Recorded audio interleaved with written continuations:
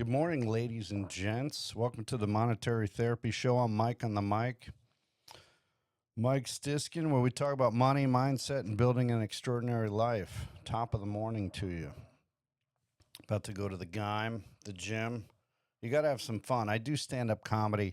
It's like you don't know how much personality should I put into this. You want to be yourself, but who's yourself? It's like around my wife, I might maybe a little tamer and calmer, and then you get around like your college buddies or something like that, and you're a little wilder. It's not like you're faking it, you know. It's just sort of around certain people you act different. I don't know, but I was watching an interview. It's good to watch interviews, things like that. Know what's going on in the world. That's important. Elon Musk being interviewed by this lady Zanny or something on the interview show about technology.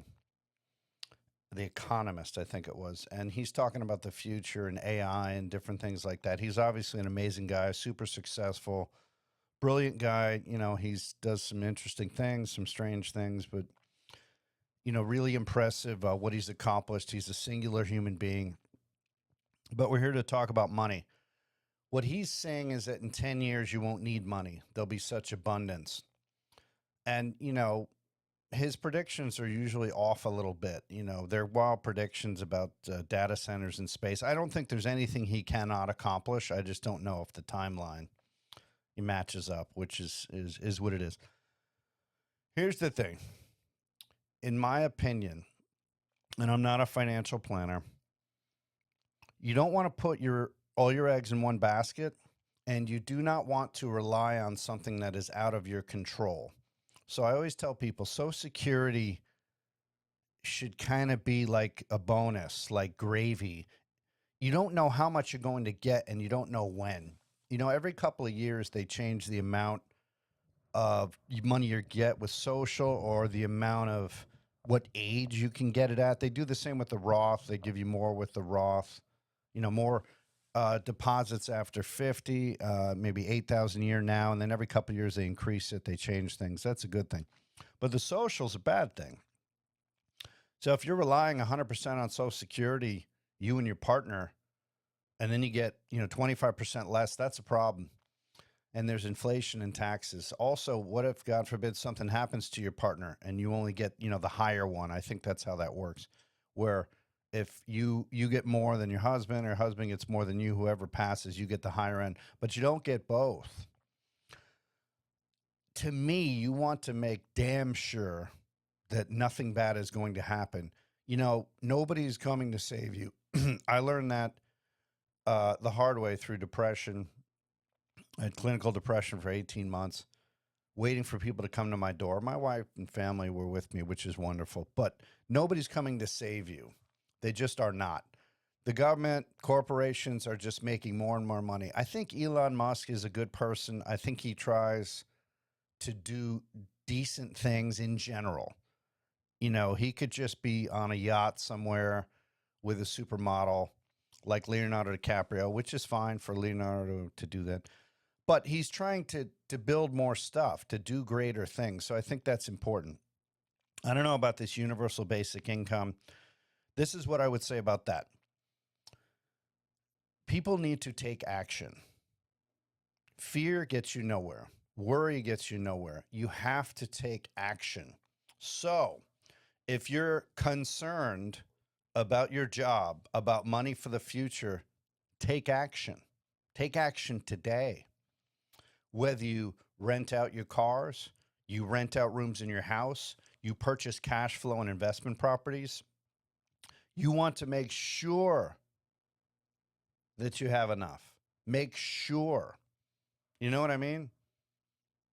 People make sure that their dog has a collar, has a tracker, that the leash is on tight, that the harness is on tight. They make sure the baby is strapped into the seat and the buckle is this and that. They make sure they go out hiking, walking, they bring water.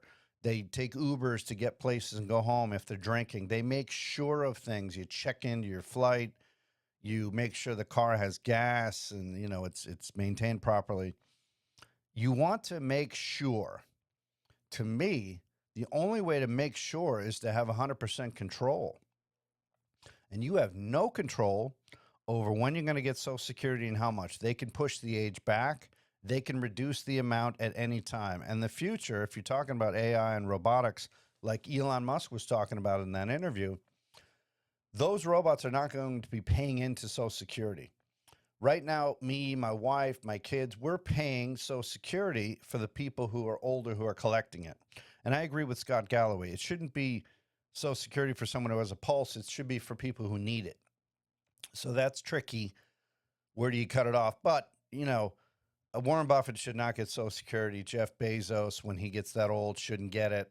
Yeah, billionaires should not get Social Security.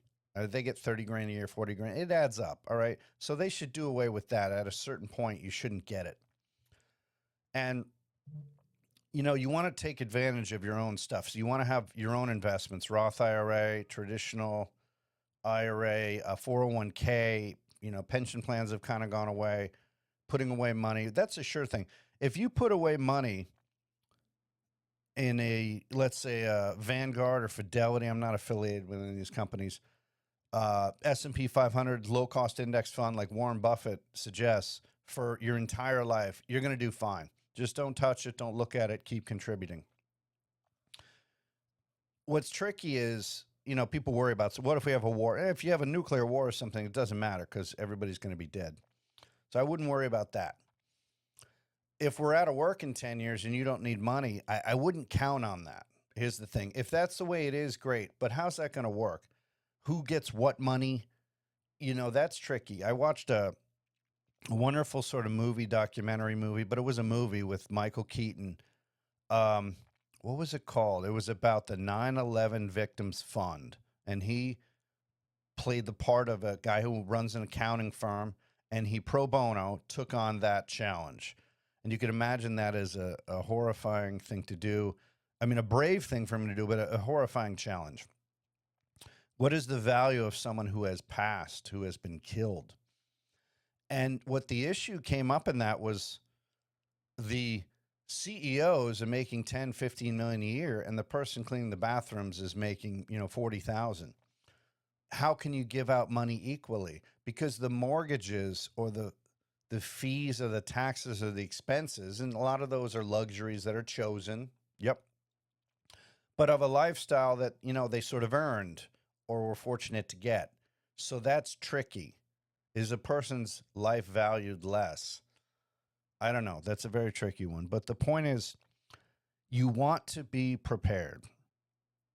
I would not rely on universal basic income. If something like that happens, great. But the larger point, kind of what I was getting to, who gets what? Right? Universal basic income. The rich people still rich? They still have the country clubs. They still have the Ferraris. Well, what about my Ferrari? Well, universal basic income. Based on what? I just wouldn't bank on that. I wouldn't bank on your Social Security going up or being maximized or, I wouldn't bank on it. I would bank on yourself. Always trust yourself and figure it out on your own. I want to have abundance for my family to take care of them if Social Security is zero. Okay? Because I have no control over how much I'm going to get and when. Meaning, will I get 100%, 50%, 20%? Will I do well and then I'm knocked out? I just said not everybody should get Social Security. Will I be the ones who stopped out? One of the ones. So these are very important things, very important topics. You want to be sure. And what happened to me is I felt I didn't have enough. I had a buddy who retired, and I said, all right, we got to fix this problem. So we went and bought all these cash flowing assets because your retirement, so to speak, is not an age, it's an income.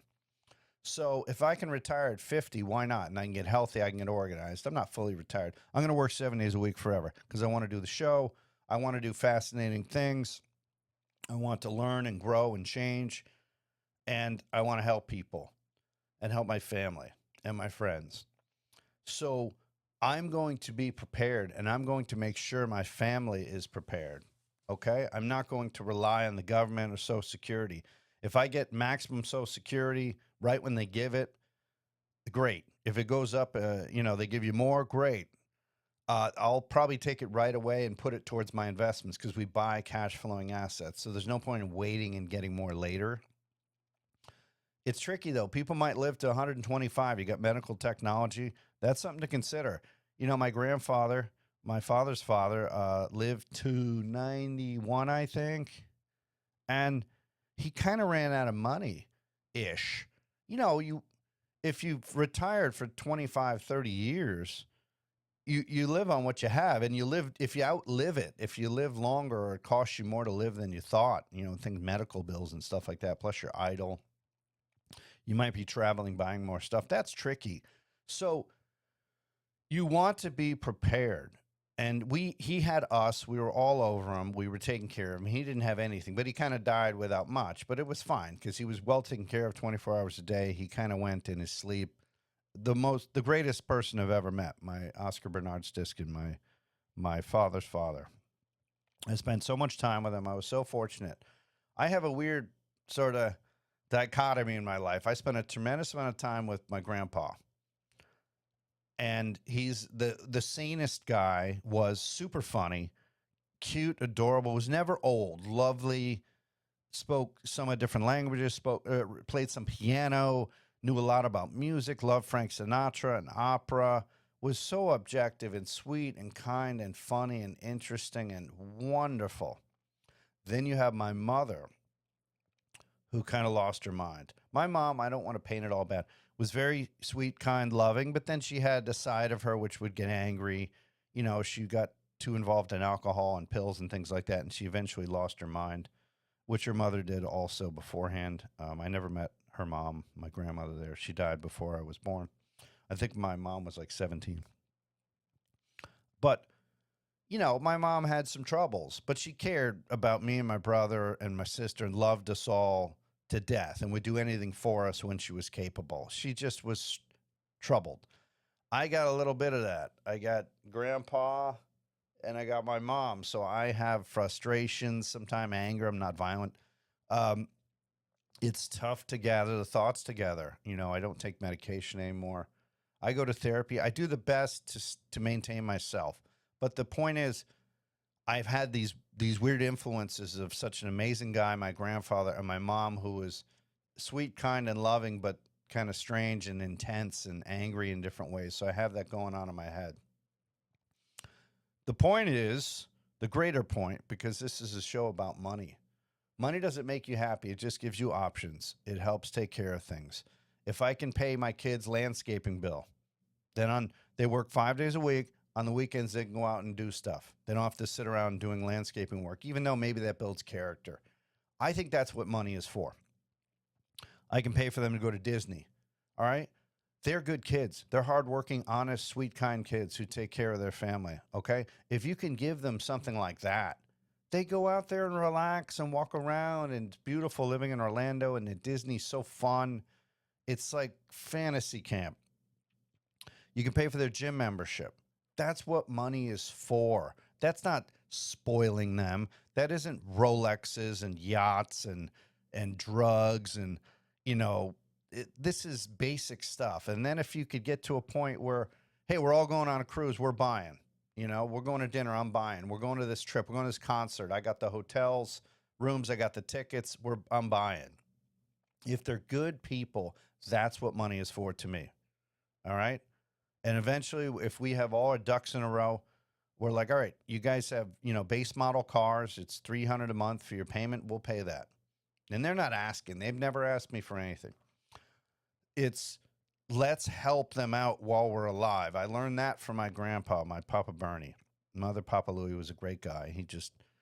He wasn't, as into kids, and he was a little more serious. He was like the handyman contractor guy, which is me, but I have a little of everybody in me. My grandfather, Bernie, said, help them while they're alive. What are you going to get your mom some gloves because her hands are cold when you're dead, or your kids, or watch them enjoy it. Watch them enjoy the house, enjoy Disney, enjoy going on cruises, enjoy, going to Disney. You're never going to be on your deathbed regretting that you helped your kids go on a cruise, join a gym, go to Disney, that you took care of their lawn service, that you made their life a little bit easier. You're never going to regret that. And To me, that's what money is for, and abundance is for. Okay? So why not create it? You have to start now. You have to take action. If you're worried about AI, you're worried about your job, just get moving. Buy investment property, buy investment cars. Figure out other ways to not rely on income from a regular job. If that's what you're worried about, the machines are taking over.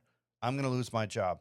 Then do something about it. Complaining, whining, worrying, that's going to get you nowhere. You have to take action. It's exactly like going to the gym.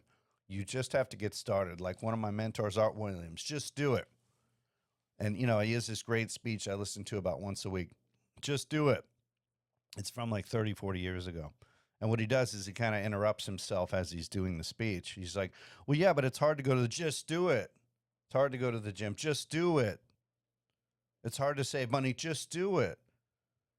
Well, I need to sell my house. Just do it then. Well, houses aren't selling. Do it anyway. Figure it out. Just do it. Well, I lost some momentum. Just do it. I got demoted. Just do it. Just move forward and do it. If you're infected with this confidence, motivation, and ambition, there is absolutely nothing that you cannot achieve within reason. And that's what I'm doing. So take action. Make sure you have enough money for retirement. Make sure I'm never going to retire. I'm going to come up with the job. I do this show, I do my stand-up comedy. I'll do other business related things like development. I'm not going to retire. I mean, if you like fishing and playing Jeopardy and you have plenty, and watching Jeopardy and you have plenty of money, great, good for you. I don't want to do that stuff. I want to travel with my family and friends. I want to party. I want to do different things, see different things. I want to drive, sports cars, and I want to see my kids thrive and watch them thrive. And that's exactly what I'm going to do. And nothing is going to stop me. You see that? See the confidence, the ambition, the motivation. I'm not trying to convince myself. That's what's going to happen. The line in the sand. That's what I'm doing. Not hoping to do. Not wishing to do. That's exactly what I am doing and going to do. That is the determination necessary. Nothing can stop me. Absolutely nothing. Believe it. And that's what we're going to do. We're going to win. So figure out how to win for your family. Send me some questions, info@monetarytherapy.com or our website, www.monetarytherapy.com. Remember, you cannot have an extraordinary life doing ordinary things. I'm Mike on the mic, Mike Stiskin, and this has been Monetary Therapy. We will see you next time. Stacking wins.